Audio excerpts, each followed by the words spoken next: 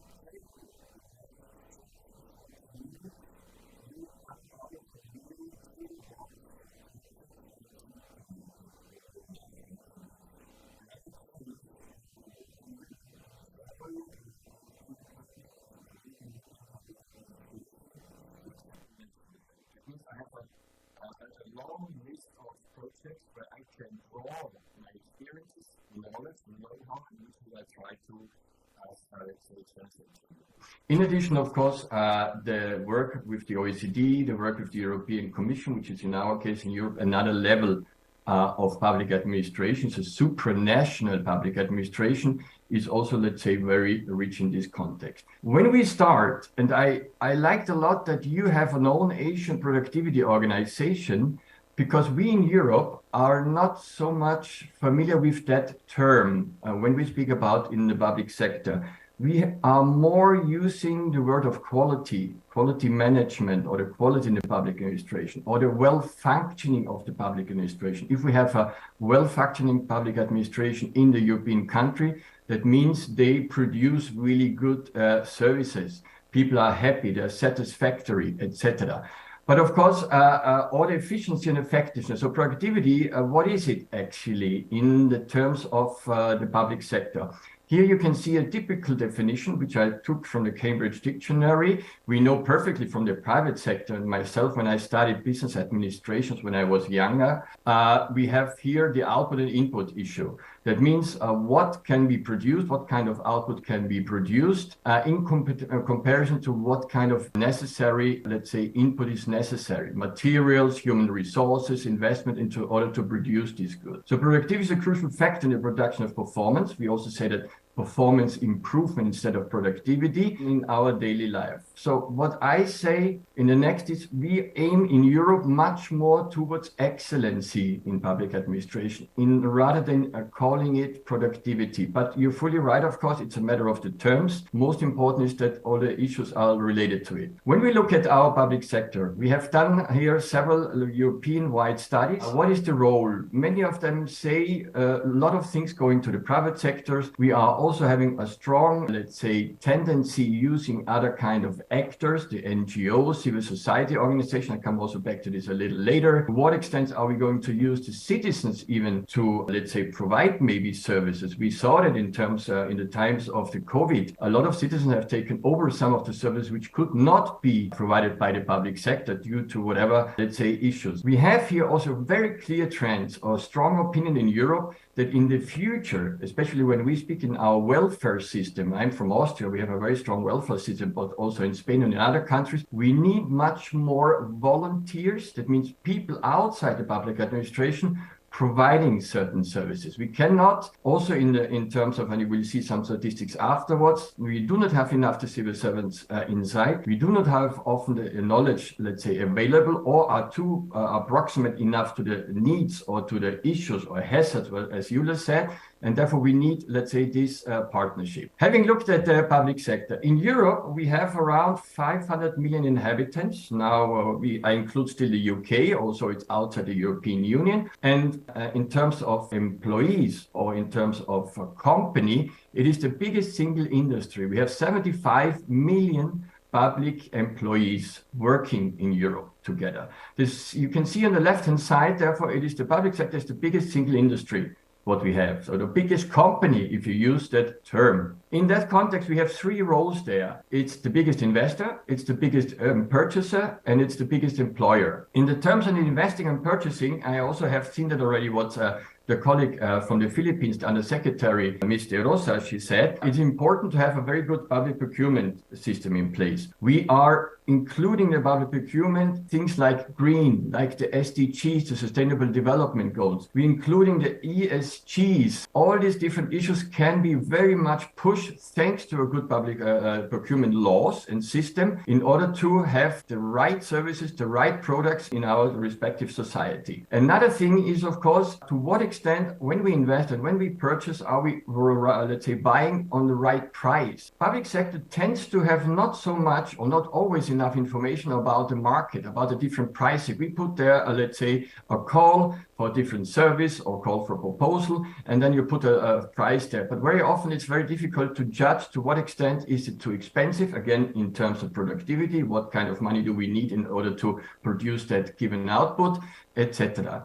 Another one is here the employer. I'm a big defender of a strong public sector. We know that it's there are different, let's say, sometimes also politically or from the ideology point of view driven opinions, but it's for us important that we need the talent, we need good people within the public administration, not only at the political level, I come also back to this, also political leaders, but also well-trained, well-capable persons, young people entering. And for this point of view, we do have to change. We have to make it more attractive. A lot in Europe is going on in order to make the public sector more attractive. We do know that it's a very stable field of employment. But for young people coming out of universities or let's say now being and looking also at the social media, the startup scene, it is not very attractive. It's very rigid still. It's very hierarchical still. It is very regulated, which comes then also to the next part. This has to change. We need more agility. It must be more attractive also for the young people and talent, and not only the salary as such. Some countries, they do have a rather similar, let's say, level of salary between the public administration and the private sector, but others, the private sector pays much more, and therefore young people are going into that area. The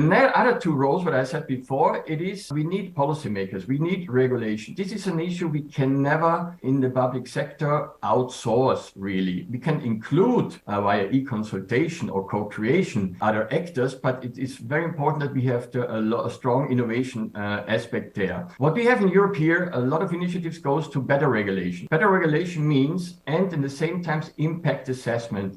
The former colleague, also former presenter, she already made it. That means before we produce, discuss, or decide any policy and or law, we should already know what will be the benefits, what will be the impact, what will be the cost out of it. So that's better regulation, impact assessment is very important, and therefore innovation at that stage is wanted. In addition, then, of course, the sixth role, which remains in our say, I said investor, purchaser, employer, policymaker, and regulator, so 5 roles, is, of course, the key service provider. We do have different tendency, you can see that afterwards in one of my projects as well, that some countries are tending to more privatization. It is okay, it can be done. Do not, let's say, avoid saying some private or public enterprises having more managerial aspect inside to provide better services. But the big issues, the big public goods issues such as education, health, maybe transport, etc., should remain from our point of view within the public sector. So in the middle you can see the public sector's role now and in the future will be a catalyst for our well-being, competitiveness, and as we call it, excellence. And we do that together with the entire society. I will also come back to this other, and of course with all kinds of actors, the people, communities, and companies. Please allow me now then to go into the first project, which I would like to present to you when we speak about productivity. This is called EUPAC project. It's the European Public Administration Country Knowledge Project, which is a project I made from 2016 to 2018, and it is now still updated. What was the background in this context is that we, from the European Union side, from the supranational administration, wanted to know much more what are the different key characteristics, what are the key reform dynamics we have in the public administration in our member state. Why? In order then to better deploy the different funding. It's a very important issue. So you got a lot of money you get from international donors, you get it from the EU national governments, but very often we are not actually fully aware what dynamics, characteristics, issues are, let's say, taking place or are changing in our member states. So that project from that point of view, I think was very important because we have analyzed all the 28 European countries, including the UK, so 27 right now. And based on that, they could take better decision in order the spending, in order where to allocate, where to focus on the different funding issues. The background of that project is, as we always say, it is important that we do not only invest money into the private sector, of course it is, into the citizens, but we have to invest also money in ourselves, in order to achieve what we can call here the quality, a high quality in our government, in our public administration. I mentioned already before, we in the EU countries, we have 75 million employees, which is 25% of the total workforce in the entire European Union. But in this context, we are responsible for almost 50% of the GDP. So this is a huge responsibility. For that point of view, we need quality because efficient, effective administration, quality in government matters for the economic performance, has a direct link. And I have in this context also then some very nice graphs. It also helps to shape regional competitiveness in the countries, but also as Europe, as our continent. And of course, it helps to achieve the best value for all these different public funds and create a very good regulatory environment. Regulations are very important, but as I say, there should be enough room for maneuver in order to move yourself. I've seen in the chat already one of the questions saying we have such regulated environments, everything is based on a norm. How can we then better use our technology? I will also come back to this because this is very important that we have the right regulatory framework in place. When I say quality, productivity, or excellence in government matters for economic performance, I always show this graph. Here you can see on the two axes, the bottom line is the government effectiveness, and on the same time, to what extent is it translated into competitiveness? You can see on the top right side, here are the top players, the key players, if you call like this. We have Sweden, we have Germany, we have Denmark, we have Finland, we have the Netherlands, which have a very well-functioning public administration. And this is the basis in order to translate this into competitiveness for their companies, not as a public administration as such, because we do sometimes compete with other countries, but at least we provide this environment. You can see, for example, I live in Spain, and there you can see on the part, the administration as such is rather effective. It's not too bad. Also, we always have that image that the Southern European countries are not so good or they are not so, let's say, efficient. But what they cannot achieve, or it's one of the bigger challenges, is to translate this into competitiveness. That means the function is pretty good, but the entire country has not reached let's say, the competitiveness they would like to have or should have in this context. When we look at the common trend, when we speak about the different reforms and about the different innovations in order to increase quality, performance, or productivity, we have some common patterns very clearly. We opt very much now in terms of open government transparency. I've also heard already from previous speakers that the trust, mistrust is, it's a wide, image, a wide issue which is still in place everywhere, also in Europe. Therefore, a lot is being done in order to have open data, open government portal, also in procurement, that all these different processes are very transparent. We are establishing and have created anti-corruption authority, which are working close outside the normal administration, but can control, can intervene, and can even give penalties notice if there's something going wrong. Another trend is very important in this context is the different professionalism, the civil service reform which is going on within the member states. We have been, let's say, public administration very strongly in Europe had previously the status of functionaries. That means civil servants for a lifetime.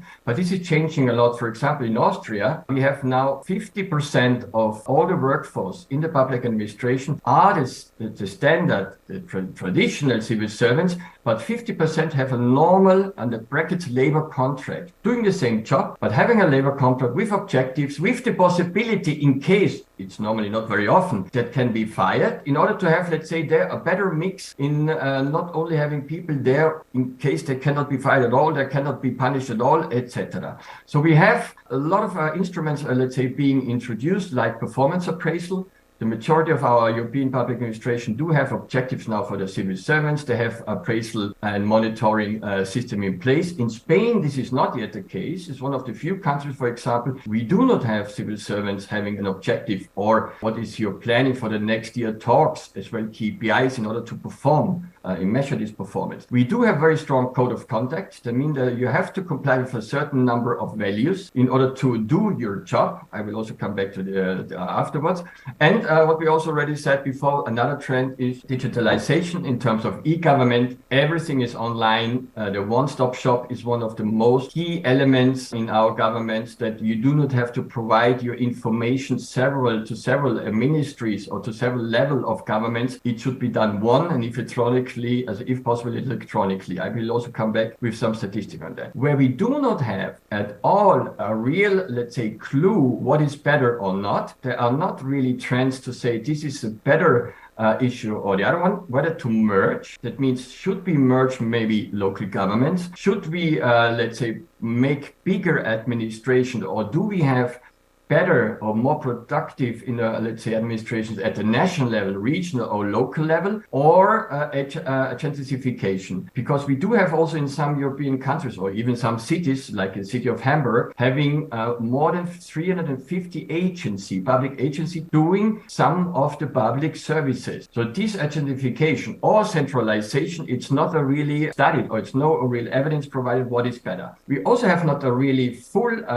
let's say, opinion or clear trends in terms of what is functioning better or what is more effective. Is it a centralized country? We have some unitary countries still in Europe as well, or a decentralized, a very federal country like the German country, like Belgium, etc. We find innovation, we find productivity increases in all different systems. This is not, let's say, in our case, still fully clear. Look into a bit of comparison now. And there you can see one country is already circled in green. It's Ireland. We still have in Europe a high, and also not only in your country, high regulatory intensity. Cutting red tape is very difficult. We need laws. We need regulations. We have, when we started to develop our public administration, also very often only recruited lawyers, those coming out from the legal background. But now recently in many countries, we are, let's say, also contracting, of course, business administration, so economics, architects, psychologists, all different kind of, let's say, future civil servants. But as you can see, a large number, Austria, Bulgaria, Hungary, is still very high regulated. On the extreme other side, it's Ireland.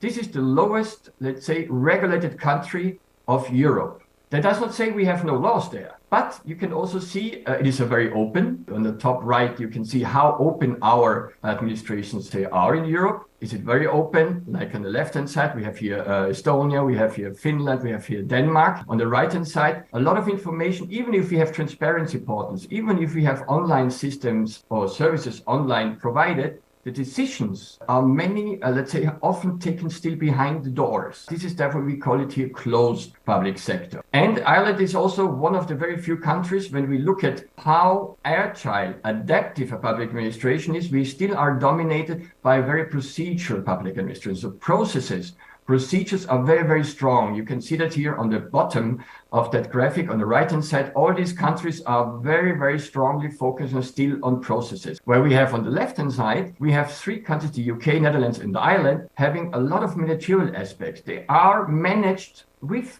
principles coming from the private company. Of course, not as a private company, but having a more mature approach, more giving confidence into the employees, delegating more trustworthiness, information, communication, etc. And here you can see here, regulatory density Ireland is low, has therefore, in relation to it, a very strong managerial public administration country. In addition, is open. And this makes it, as a consequence of it, here also on the left-hand side, a very, very professional civil service system.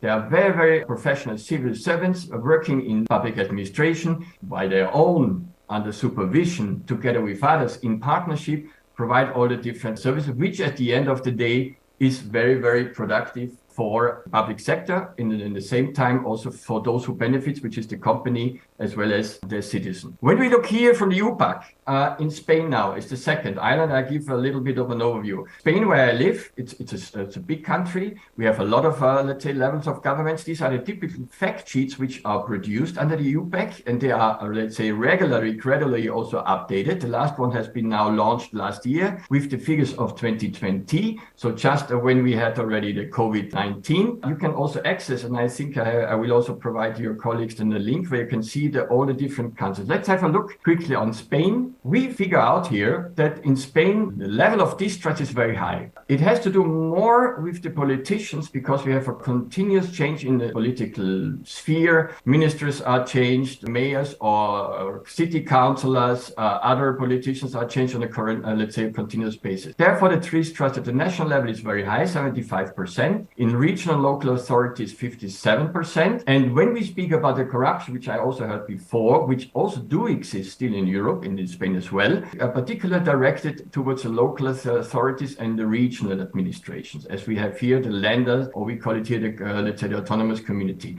But surprisingly, when we look at the service delivery online now to a large extent, citizens value considerably well individual public services. So 70% of the citizens are using, let's say, electronic or normal services, are very satisfied or quite satisfied, which is a contradiction a bit because we don't trust the government, the politicians at least, but at the same time the service they provide, it's okay. When we look at them in terms of productivity, it's always how much do we have to invest? How high should be our labor force? Spain has a rather low labor force in the public sector. So 70% of the entire labor force is working in the public sector. This is lower than in the EU average. And in addition, Spain is the third most fiscally decentralized country. That means only at the national level, the central level in Madrid, to say it's less than 50% of the expenditures available. All the rest is under the competences or is in the budget and also spent at the regional or local level. A big, huge trend, also as we have heard also from our colleagues from Philippines, is the e-government by default. We do have here a strong push, also in order to fight this possible corruption, that all the different services are provided and now used. Businesses, for example, in terms of invoicing and taxes, are compulsory and obliged to use electronic services. In the terms of the citizens, we do have still several chances, but it goes very strongly in this direction that we are using these electronic services as it stands. Last but not least, we have the users are increasing, 75% now in 2020. Online completion, let's mean all the services having all the full steps. As you know, there are different steps of this famous e-government model by the UN or by the European Commission, is over 90%. But we do still lack here because every administration tends to make the architecture and provide the digital service themselves, but the interoperability and this penetration or this working together and share dating, this needs to be done, or to integration of the different I don't need to know whether I go to the local level for this service or it's at the national level, if it's to pay my taxes or if I have to ask for a construction permit. I don't need to know whether this is the competence of the town hall, of the national level. I only want to have that done quickly. Let me move now to a different project and to a different country, my home country. As somebody, and as I said also in the introduction, I'm forming very often part of juries of, let's say, national or European public sector award schemes. I have developed, designed, and also coordinate several of these public sector award schemes. Recently I've given advice, thanks to the OECD and the Regional School of Public Administration, to the Public Administration Awards 2022 in the Western Balkan. So all the Western Balkan Balkan countries having been there. In this case, I am also a jury member now of the Austrian Public Sector Award since 2017. Here you can see what are the tendency or trends in 2020. Now the new call for 2023 has just been now issued. But here you can see, I want to focus on one specific element in that. And then I give you also some concrete case before then I'm going to finish. We have heard already the security. Security issue is a big issue also in Austria because of all the different threats. Demographic change, I will come back maybe then in our panel discussion afterwards. It's a strong challenge and a strong issue in the Austrian government because we experience in the next 4 to 5 years the retirement of almost 25% of all the civil service employees. That means in the health sector, 25% of doctors will retire. So it's a huge issue, and maybe then I come back afterwards. What I want to say, a strong trend is the language integration. You may say, what does this mean? Yeah, we all speak Germans, okay. But the issue is, there is a tendency, and when we work in the public administration or with the public administration, that we use a very strong elite language when we draft our laws, when we draft our regulations, when we have our public service forms online or ever. That means that there was a study done. There are several projects in that sense that the employees in the public sectors, comparison to the average population, have a higher IQ. I always say they are more intelligent. I don't always say they are perfect, of course. Why they're coming out of a better educational background. Many come out of the university, enter to the public sector, as I said before, lawyers, economists, whatever. So their language when writing laws, regulation, and or online public service forms is different to the normal users. What has been done there? We have to simplify it. We have to make the language more user-friendly. It's very, very important in that sense. That means this gain, you have a win-win situation. You can have a lot of gains in that and productivity. Project shows that if the language is in the average, that means simply and not only referring to different laws and the different articles, or using a jargon, a terminology which nobody can read as a normal, like my mother, then you, first of all, satisfaction is higher. You get 20% less calls or complaints from the citizen if she or he would like to make a service or tries to do a service because he or she doesn't understand it or cannot continue to do it. And it means time saving also for those who are in the back office, those who will provide the service, and they can use it differently. This language issue in Europe is a strong issue, and I think it is a soft issue, but can influence and can contribute a lot to productivity if you call that term. But especially also for the satisfaction of the citizens, they are valuing more, and therefore also the trust, again, what I mentioned before, is increasing. My favorite project, and here you can see a beautiful picture, is the ALF, Child Benefit Without Application. It is a project which is initiated by the Austrian Federal Ministry of Finance, but together with the Austrian Ministry of Family and Youth. What is here the specific issue? We are confronted with, especially when I'm a father of 2 children, when we are then finally, my wife gave birth, we are at the hospital, a lot of the life completely changes. And then in addition, my little son or daughter, she or he needs a lot of government administrative issues. A lot of things needs to be done. And we are, of course, anyway already stressed. You have a little baby there to care of. It's a completely new human being. And at the same time, a lot of things. You need to register it. You have a birth. You need that and that and that. What the Austrian government has done already for many, many years, they worked from this one-stop shop, which is already a very big issue, to,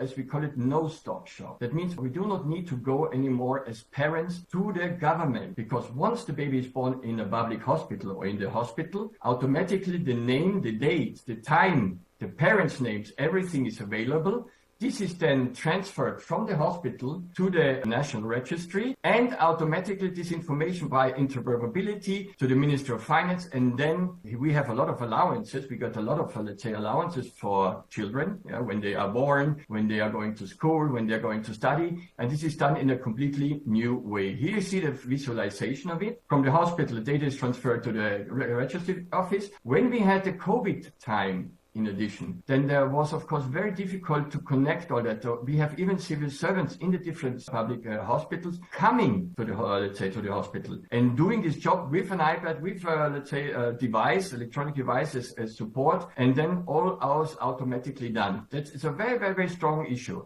The data is collected, comes to the central civil register, goes then to the ministries, and then the payment for the often very much needed subsidies or allowance for families, which they just, let's say, when they finally come home with their little child, is already in place. What are the benefits of it? Productivity, if we call it like that. Saving times and costs. We have an average saving time per year of 40,000 euros, because normally, previously, 30 minutes it took to apply for that allowance at the Ministry of Finance. So no travel time, no waiting time, no application needs to be submitted, nothing. For the administration, equally a win situation. Saving and reduction of a lot of workload because of the automated data collection, data check. Yeah, it's very important. Previously, it was done all manually. No application handling, the citizen contact. For COVID, also very important when we had still this issue of congestion. As well, therefore, a lot of time saving, which can be, we call it often now in our civil service, used for more relevant issues. That means no-stop solution is a very, very interesting concept in the sense of one-stop shop. It means you have to go yourself or you have to search yourself, let's say, the service. But the no-stop is that when the administration works for you automatically using AI, using blockchain, using the data, and you automatically are getting benefited from it. In summary, before then I think I have to close down. What are the key drivers in our context? We have heard that before. First of all, we need a good organizational architecture. We need a solid architecture. It's very important. But at the same time, it must be agile enough, must be adaptive enough in order to become more flexible or flexible enough when we have these very often surprising, quick and huge challenges or changes, like the COVID, like the war we have now in Ukraine, etc. So it's one issue. Another big issue, there's no doubt about it, we continue to use digital transformation. We need to build better capability. An important issue, especially in the public sector, the digital skills needs to be upgraded. I've also heard that before, very, very important. Digital transformation is critical in driving continuous innovation in the public sector organization. But we have to be very careful because we also know about private companies. They are very good in the development of all kinds of electronic products, services, and sell them very wisely. We have to be conscious that we have, of course, e-health. We have e-government. We have e-justice. We do e-consultation. But be aware or be careful because it may arrive to enough, as we call it very often, because people are getting lost in their own administration with insight, with all these digital changes, but also at the citizen side. So the citizen perspective is user-centric issues that we do not arrive to this enough. I use that word very often because I like it because everything is so E. And last but not least, the people. People are most important, and this brings me also then to my last slide. I think it's the last slide, and I hope you will like it. We need to build up a strong, talented, young administration for them, let's say, attractive enough to be able to use the digital technology they know anyway, because they are grown up. This is the digital generation we have. But what they do not have very often, this is where we, I think, from the older generation, are the soft skills, the communication, the information provision, because I come out from an administration where always a strong term, information is power. I have the information, that means I have the power. It's very, very strongly embedded in many, many European administration. But this is over. We have information everywhere. I often, if you have a superior, he said, I have the information, therefore I can decide, I have the power to decide. Many, many other people, thanks to the different Google, Amazon, other sources, social media, the information is very, very quick. So we need an agile workforce, to generate, let's say, this employee satisfaction, and the same communication as a manager, those who are in the senior position or the politician. Communication is very important, not only top down, but also bottom up, in order to be, let's say, productive, effective in the future in the public sector. Let me stop here with my last slide. I think the time is over anyway. I give you some sort of secret success criteria in productivity, in excellency, in success from famous actor. You will, once the pictures are there, you will be laughing because I like it a lot. It's also because I live in Barcelona. I think you know, those who like football, they have the Barcelona football team, always searching for excellency, always looking for the best. We had a very difficult period. But here, what is very important, and we do not find it very often in the public administration, they have 5 set of values. This is like written in a birth certificate. Those who work or play for the club have to be ambition, have to respect in that context the club. This is the logo or the scooter. The teamwork is very important, effort and humility. And when we speak about that, all these player, all the trainer, all the organization is going into this direction. Not much European administration have such a set of value. If you go now, I say, to the Romanian or to the Portuguese administration saying, for us, these are 5 or 3 or 4 values.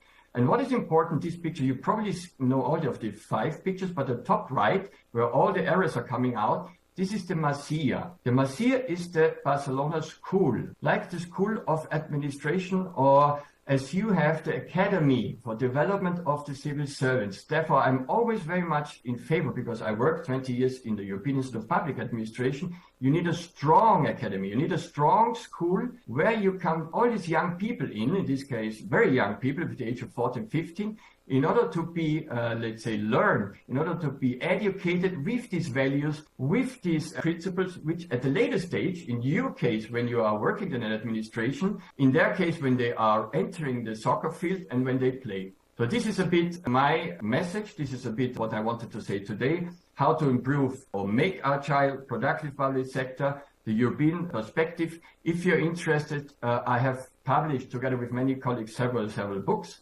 You can, all of them are in English or in other languages. The most of them are also online available, free of charge.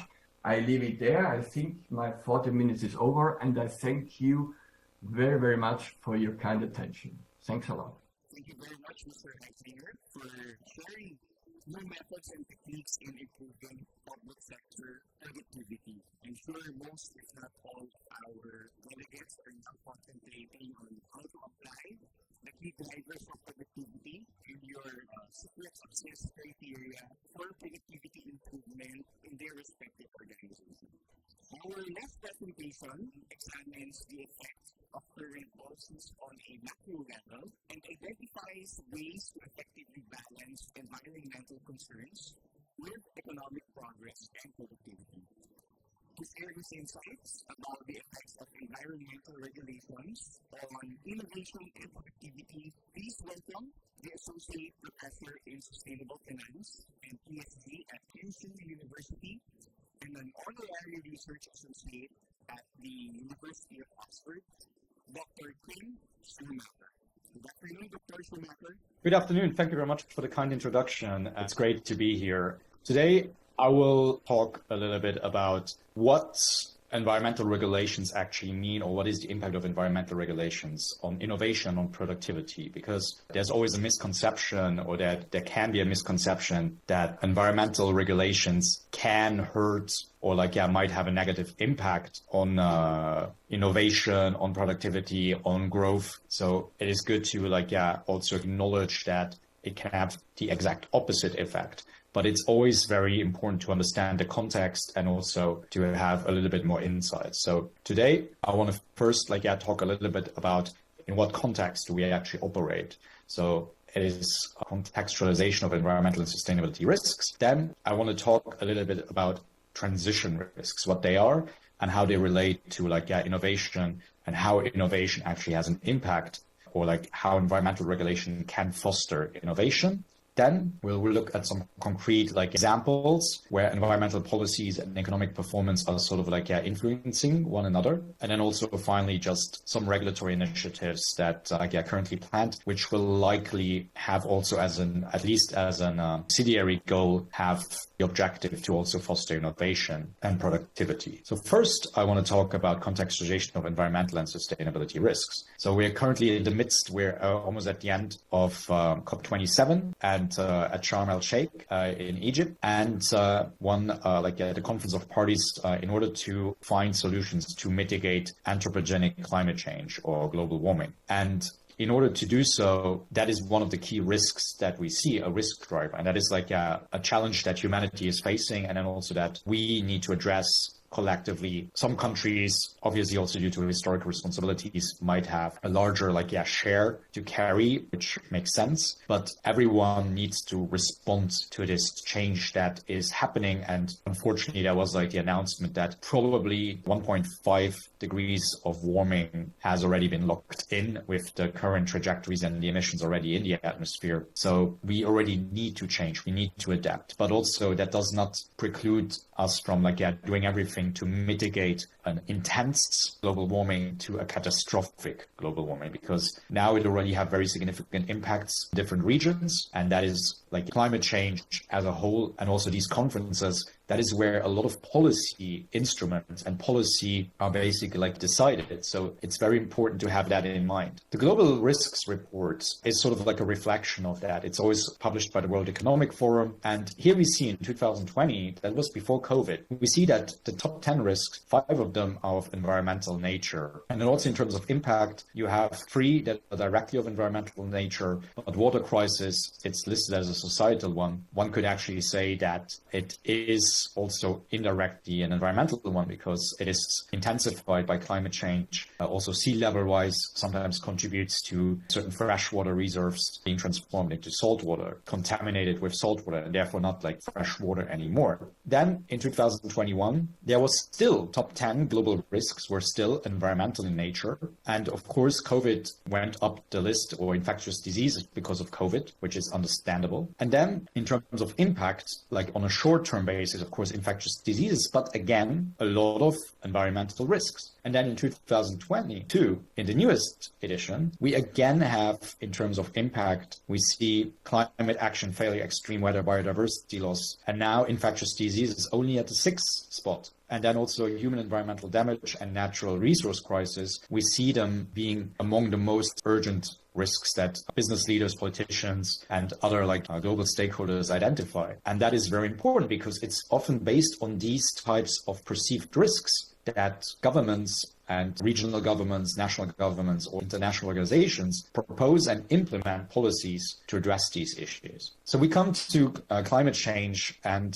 also just to identify, first we need to, if we want to have a policy, we need to know what we're actually facing. And that is where I would recommend everyone, some of you might already be aware, the Intergovernmental Panel on Climate Change, where I'm also one of the lead reviewers. They basically outline what we can expect. And if we know roughly what to expect, then we can develop policies and regulations in order to address, ideally mitigate, or adapt to this new situation that is caused by global warming and climate change, anthropogenic climate change. So caused primarily by greenhouse gas emissions, deforestation. Those are the main catalysts. And that is important to know. And these reports, which sort of summarize the most recent and most up-to-date scientific knowledge around climate change. I take climate change as representation of environmental issues because it's currently with COP, it's the most urgent, and a lot of environmental issues actually exacerbated by climate change. Greenhouse gas emissions contribute, or the largest contributor to global warming, and that we are likely will see 1.5 is already more or less locked in, much earlier than the expected trajectory. And then also we are moving steadily towards 2-degree warming, and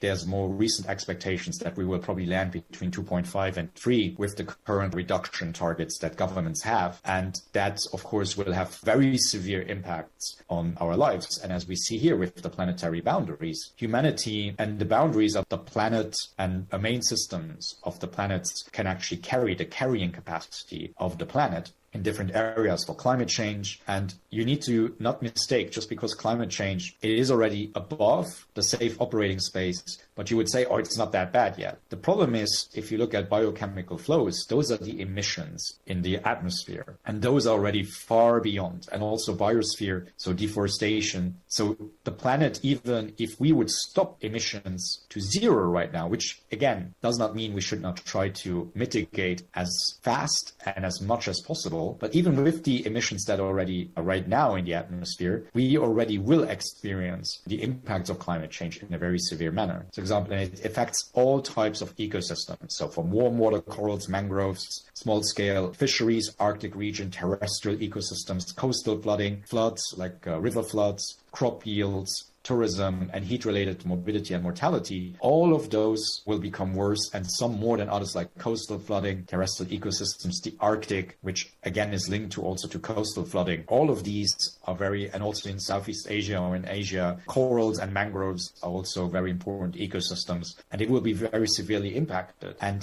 once you see that, then you know what you need to think about policies that can help us adapt to it, but also at the same time, mitigation is key to not make it worse, because at some point, the capacity to adapt the changes that will occur, higher global warming scenarios, might outpace the capacity of humanity to adapt. And so it is always important to also have a large focus on mitigation just as much as adaptation. And here you see, for example, the concept of tipping points.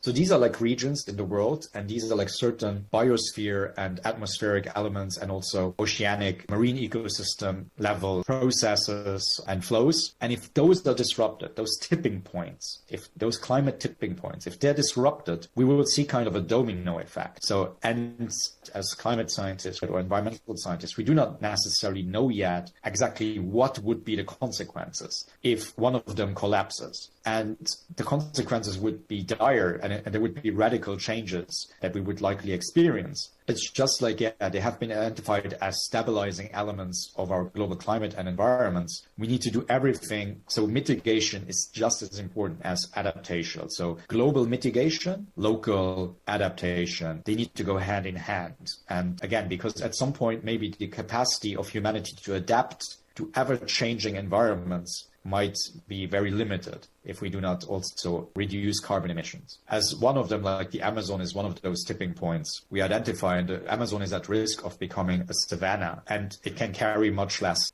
carbon, store much less carbon, but also its capacity to retain humidity and moisture will be gravely reduced, which will probably influence global cloud coverage, global atmosphere cloud systems. And that is something that is very dangerous, because as you can see here, if at some point the Amazon is reduced to a certain point, it cannot really retain a certain level of moisture to keep the rainforest, to keep the humid element of a rainforest going. And then it would collapse into a savanna, which again can store much less carbon, which again, then that would be the tipping point element. I would be very cautious about those scenarios, because what we have experienced in recent years is that most of the worst case scenarios have actually been reached or sometimes even passed. So that is very important to bear in mind. So I wouldn't necessarily rely on this, like, saying, oh, that is far into the future, that will not affect me. And here's one of the things. So where policies need to intervene, because at this stage, a lot of the global historic socioeconomic growth, which is good, the SDGs, the Sustainable Development Goals, humanity becoming more prosperous, has unfortunately been at the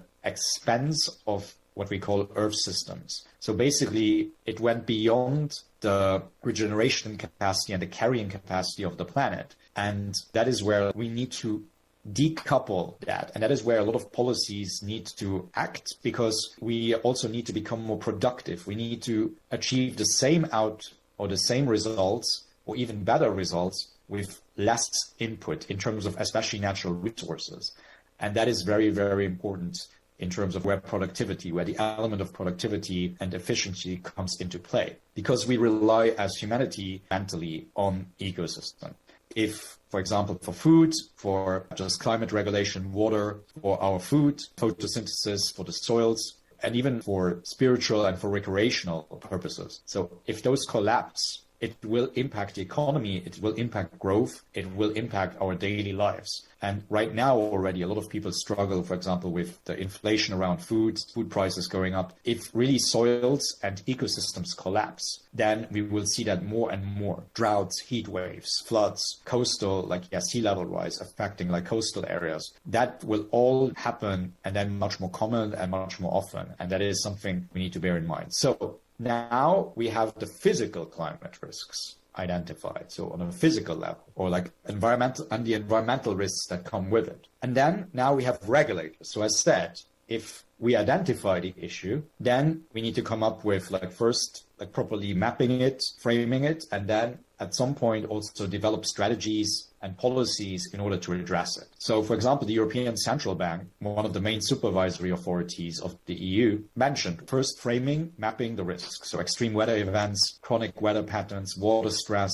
resource scarcity, biodiversity loss, pollution. But then on the other hand, it also mentioned something called transition risk. And those are policy and regulation, technology, market sentiment, and that is where I want to go a little bit more into that. What do they mean by that? So there's something called the Task Force for Climate-Related Financial Disclosures. It was created in 2015 as also reaction to the financial crisis of 2007 to 2009, the Lehman Brothers shock. Because if we have all these risks, they could really seriously impact the economy, because if they're not addressed and companies and societies are not ready to deal with them, that could severely lead to depressed growth, but also in terms of productivity. If we do not adapt to it, it would also affect productivity. For example, think about rising temperatures in the construction sector that could severely impact how we operate in the construction sector. So here it is, their conception, their assessment of policy and legal, technology, market, and reputation. Transition risks are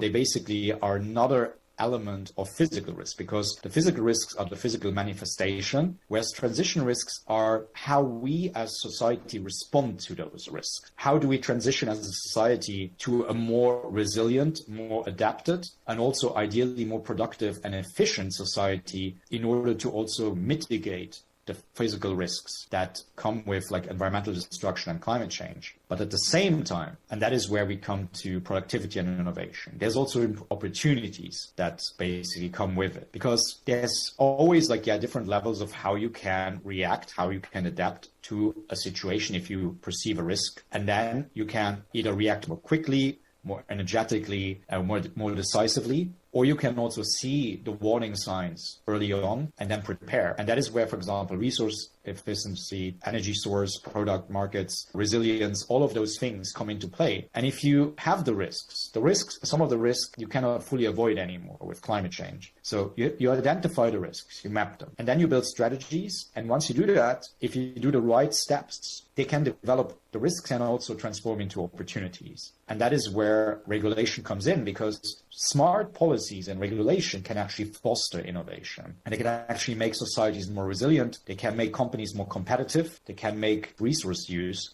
to become more sustainable and less resource intensive. So those are all things that can happen. And the same was also, for example, a grouping of the financial supervisors and central banks. They identified the same things. So we have the physical risk drivers, extreme weather events or gradual changes in climate, like sea level rise, that impact the economy, which then can also impact the financial system, which then also can impact the economy again. Because if the financial system is in trouble, that always impacts society and companies directly. So the economy at large is also impacted by climate change, by physical and by transition risks. So for example, climate policies, technological shifts, consumer preferences. So for example, to give an example, carbon taxation is one of those climate policies, and I will outline it a little bit more. Technology as well. So for example, some companies who early on innovate and basically adapt a technology, a winning technology, they can outpace. So electric vehicles, for example, is one of those that I would think of. And then also consumer preference. For example, some people, they shift to veganism or vegetarianism in order to respond to climate, or just because of prices as well, inflation. People might also just shift because it becomes unsustainable to maintain a certain lifestyle or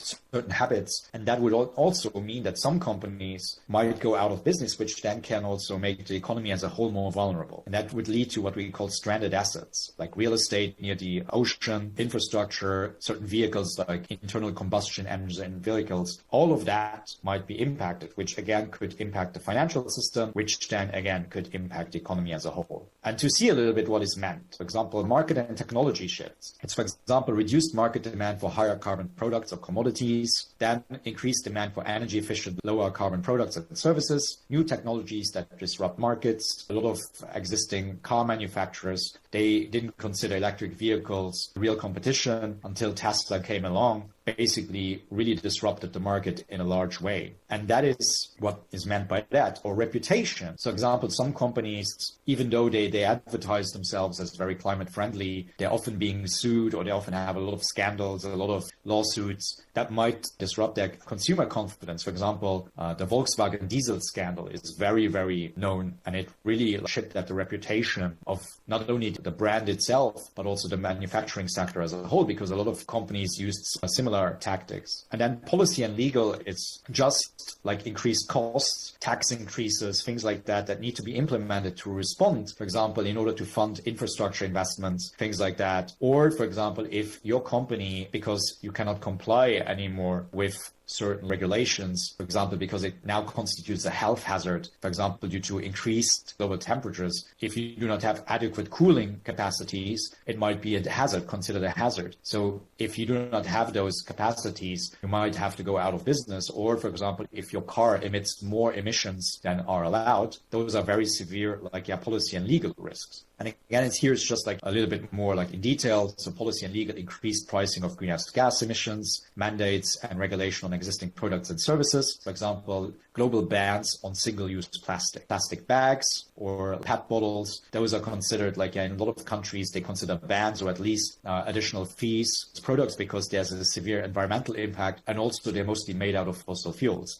So they also contribute indirectly to climate change. That is probably one of the most significant ones. And then technology, just advancements in technology, cost of transition to lower emissions technologies. For example, recently there has been talk that solar or production from solar panels and also wind turbines, wind has really dropped to a level where it's competing with other more conventional technologies. And that is important to bear in mind. And just market shifts, for example, I mentioned veganism or vegetarianism. If you're very involved, for example, in marketing, for example, of animal products, animal meat, that might be something that can constitute an issue. For example, you see some fast food chains switching and offering much more healthy options, much more vegetable and fruit-based options.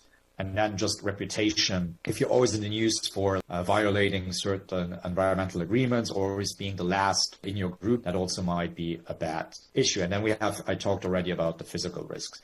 This is more just in terms of additional information, but we see. So for example, if you become more in terms of opportunities, if you seize those, becoming more efficient, using, for example, less plastics in your products, for example, using less fossil fuels in your products, those are things that can make a real difference. And that in terms of innovation can be something that can also be achieved via regulation and via policies. So I'm just talking about that. So, or if you're a company that now is much more active in terms of accessing new markets and realizing, for example, digitization is something. If previously you were very reliant on physical supply chains, if now you can take a lot of your product or your services online, you might be in a better position than those who rely still on traditional supply chains and traditional distribution models that rely a lot on physical movement of physical goods. So that is something. And here we see what the risk actually is. So prudential risk management. So this was a study that was done by the Dutch National Bank, and they looked at technology shocks. So a new technology comes along and disrupts the market, or confidence shock. Customers are not really convinced anymore. So for example, Volkswagen is a good example where it really dropped after the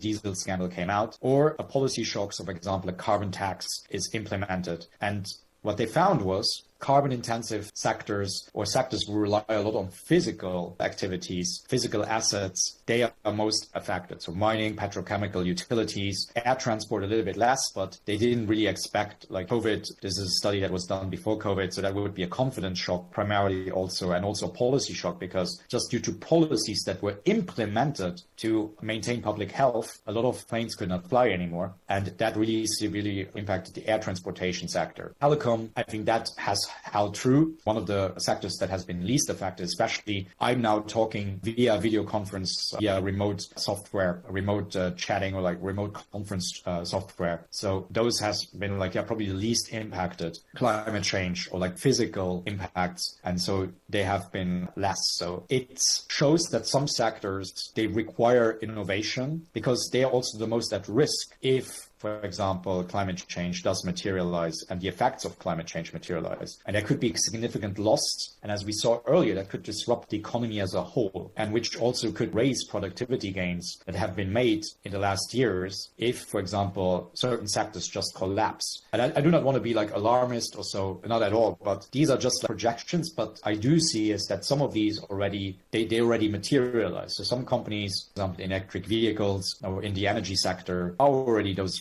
disruptions happening. And also, for example, sea level rise is already impacting the real estate market. So, for example, there was a large hurricane recently in Florida, and a lot of these houses were built based on old zoning laws, and a lot of value has been destroyed. And it basically creates this constant catch up instead of being ahead of the issue and trying to lead and trying to innovate so that the impacts are better like absorbed. Why am I mentioning? Here's one of the policies that we see, and I will talk a little bit more about like current ones. This is a little bit an older one. So the EU wanted to talk about what do they want to do in terms of like mitigating climate change. They wanted at least 40% cuts in greenhouse gas emissions from a 1990 baseline. Then the share of renewables at a certain level, almost more than 1/3. Now they increased it also recently, and energy efficiency. So just doing more with less, like more output and more carbon neutral output, maintaining roughly the same level of electricity output. And recently, they even increased it. So they went from 40% to now 55%. It is important to know that that is a policy that will have significant impacts, because if the EU is already aspiring that, if any government, any region is aspiring that, that means with that, you have companies that will struggle to implement it, and you have other companies that will probably have less issues doing so. And here's where CO2 emissions need to go. So here's the 2-degree limit, and we need to radically reduce it in order to at least stabilize it roughly around 2 degrees. Which in climate science consensus is where we hope to avoid most of the tipping points, and where we can go from a bad global warming, at least avoid a catastrophic global warming. So if we know that, so what are some of the policies that could occur? Coal phase outs, internal combustion engine bans, sales ban, and some countries already did. The EU also by 2035 is planning that. Then carbon pricing, so basically taxing the carbon content of certain commodities, especially fossil fuels, and to properly take account of the negative externalities that they have, especially in terms of accelerating global warming and anthropogenic climate change. Then also technologies in order to store carbon. Offsetting is also, planting trees is also now considered by many policymakers and companies. Zero carbon power, renewable energies, or in some countries also nuclear is considered a carbon neutral technology. Then increasing energy efficiency, of course, for example, retrofitting old buildings to make them more resilient against cold or against new heat. In some regions, like to rely less on air conditioning, which is very energy intensive. And then also in agriculture and in terms of land use, how can we structure urban spaces to have more green spaces, or agriculture to have less land intensive agriculture, monocultures, to make it more diverse, and also to switch to probably more sustainable methods like organic methods, or in order to also maintain biodiversity, which again, a healthy soil can store a lot of carbon. So those are some of the things that governments already in some parts or could be planned. However, it is very important to know, because why does there need to be more action? Because the current status quo is not generating the results that we need. Because, for example, a lot of electric utilities, they do not spend enough on renewable energy. So most of their operational expenses, OPEX and CAPEX, capital expenses, are still either to maintain existing infrastructure or to even sometimes still expand fossil fuels in some cases. So if we see, for example, global fossil fuel reserves, they far outweigh the carbon reduction targets. So what that means is there's still so much fossil fuel in the ground, and a lot of it needs to stay in the ground if we even want to have a chance at stabilizing our climate. That means that we need to innovate. We need to have also policies that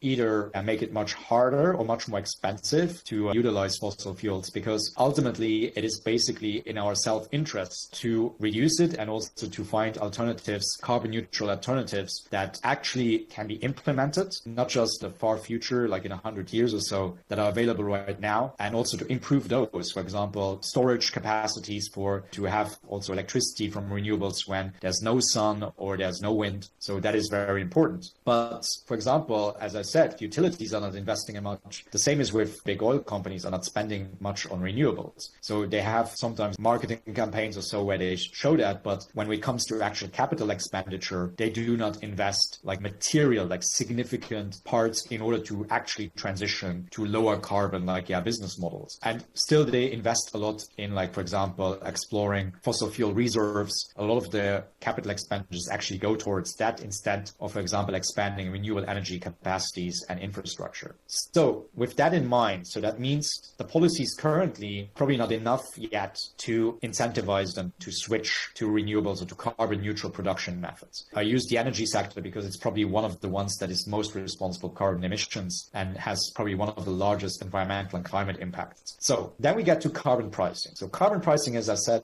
earlier, is basically taxing carbon and carbon intensive commodities. And here we see, for example, globally where there's already either carbon taxes in place, both, or an emissions trading scheme. So basically measures to make carbon or to price carbon, to give a price to carbon, because currently in a lot of, we were used to just emitting it into the atmosphere and without thinking about the long-term consequences that it could have and putting a price on that. And if we see now, so for example, several countries or regions have it, and among the highest ones are, for example, interesting in South America, Uruguay, Sweden, Liechtenstein, Switzerland, the United Kingdom, Norway, the EU, they all have carbon prices in place, either sometimes for all types of fuels or sometimes just for a few. Often what is like excluded is gas and heating for domestic heat. So in the winter that no one needs to like freeze just because fossil fuel or like gasoline became more expensive. So there's already prices in place, and sometimes they're quite high per ton of CO2. However, why do I mention that in terms of how policies can impact companies and how innovation can be a way of addressing these issues? So here we have a carbon price in the EU, and it was always hovering below like 30, which did not provide a lot of incentive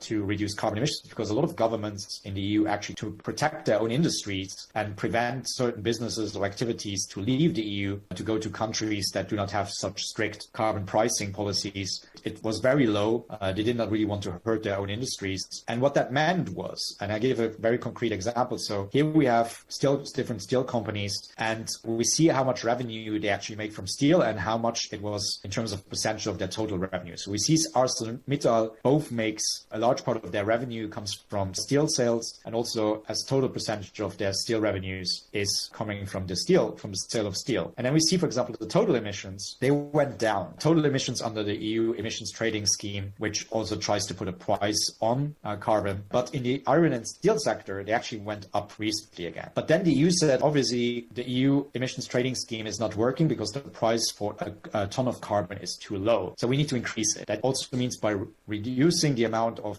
certificates that can be bought so that the price will go up. So to make each ton of CO2 more valuable and therefore make it less attractive to emit a ton of CO2. And they want to do that between 2021 and also leading up to 2030. What would that mean for a company in actuality is, for example, here we see ArcelorMittal with its current emissions and its current energy intensity or carbon intensity, it would actually be above the limit that we need to be at in order to limit global warming to 2 degrees Celsius ideally. So ArcelorMittal would be above. So that would mean they kind of have to have a lot of emissions certificates to emit carbon. And here we see, for example, ArcelorMittal, which is headquartered in Luxembourg, they got a lot of their certificates or allowances for free. They didn't have to purchase any, whereas some of their competitors had to. But if now ArcelorMittal would have to buy all of their emission certificates, it would also almost increase the cost by 1 billion euros, which is a huge amount of money that they would have to spend just to maintain their current production and their current emissions, to be permitted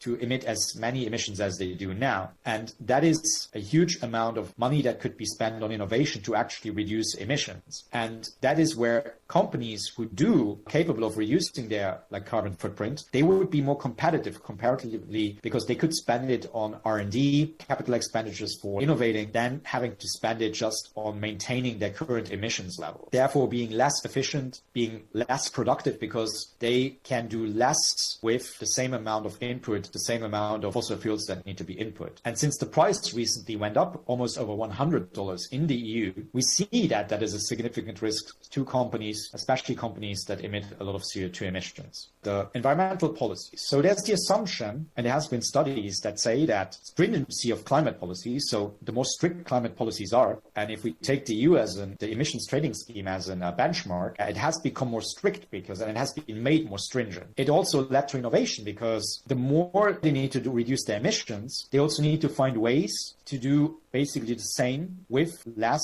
fossil fuels, with less carbon intensity. So to reduce their carbon footprint and to have less extra costs from just buying certificates because they were not able to reduce their carbon footprint. And at some point, it just becomes too expensive because then their competitors who investing in carbon reduction technologies would not have that extra cost. And for example, through the innovation, they could offer their services or products at better rates. Here's a direct correlation. This is from a study that was commissioned by the OECD, the Organization for Economic Cooperation and Development. And if we see how environmental law or how environmental laws and regulations have evolved, here we see, for example, countries with framework environmental laws in 1972. Those were just like a handful. But then we see already by 1992, the year of the Rio Summit, Sustainable Development, basically, or the Earth Summit, it was also called, we see already a significant amount of countries had framework environmental laws. So acknowledging that environmental destruction and environmental pollution are severe issues that need to be managed at the national level, ideally also at the international level. By 2017, most of them had it, or for example, some countries like Spain, for example, they did it under the EU framework. So didn't have necessarily a national one, and they just translated EU law into a national applied EU law. So most of the countries were covered by environmental frameworks, or countries with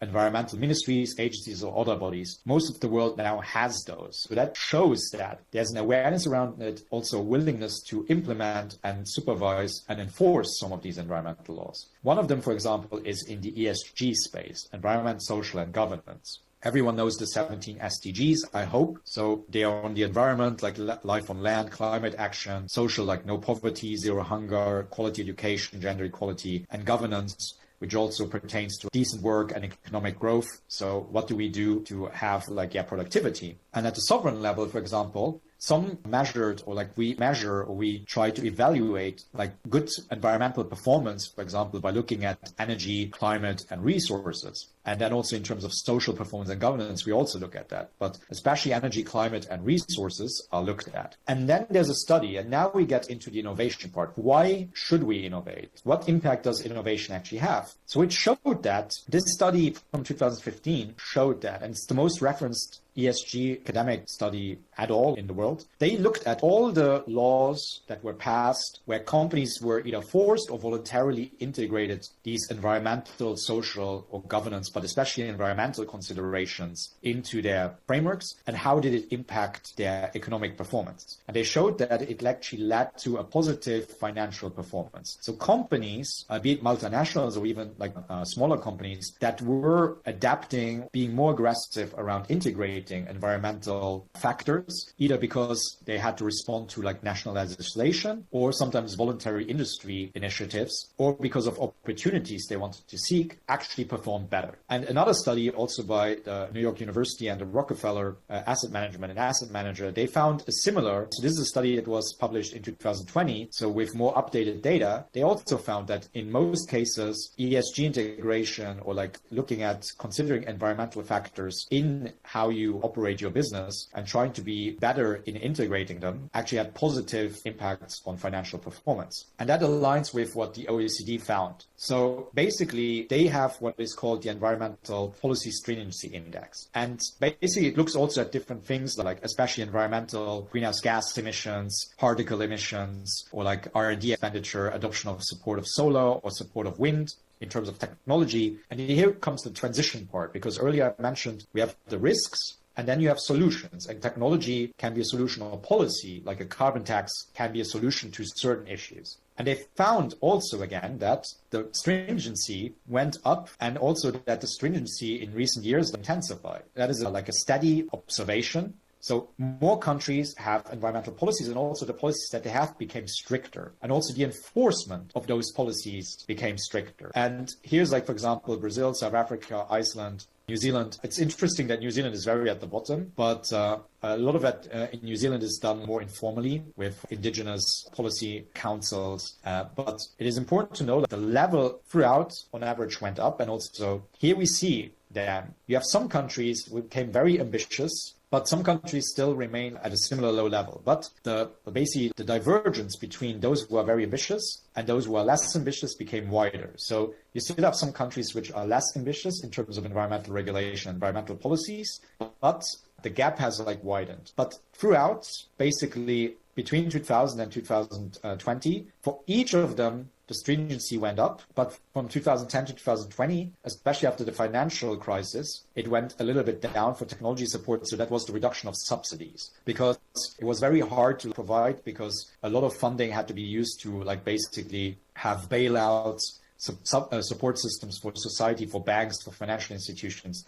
So less went into subsidies. But overall, all policies are on an upward trend. And for example, that is for non-market based. So for example, for pollution control, direct pollution control, like emissions, especially for example, sulfur or nitrous oxide or PM particle matter. The same is for market-based policies. These are diesel tax or CO2 certificates, CO2 taxes, and also for technology support policies. We're higher before the financial crisis, you can see, but then with the financial crisis, they went down right after, because a lot of governments struggled. Also, there were economic recessions. Greece was a good example where they struggled with deficits, and then now it's going up again. And we see that there's a direct correlation between the stringency and also, for example, how energy prices evolved. The more stringent the policies came, it went along with an increase in energy prices. And I will finish soon. Just all these graphs, what they show is that there's between environmental policies and how well they do in terms of sustainability, they're directly linked. The more strict in enforcing policies a government is, usually the more sustainable they are. And as we saw earlier, usually that also translates into a better economic financial performance.